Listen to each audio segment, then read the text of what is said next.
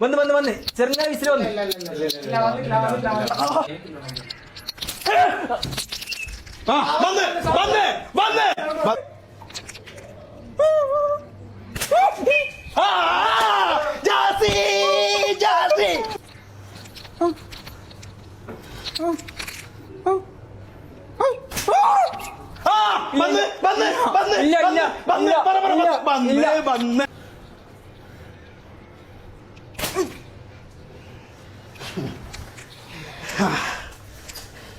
മോനിനി എന്താ വേണ്ട? വെള്ളം വേണോ?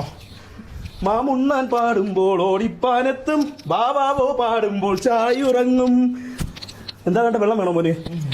1 2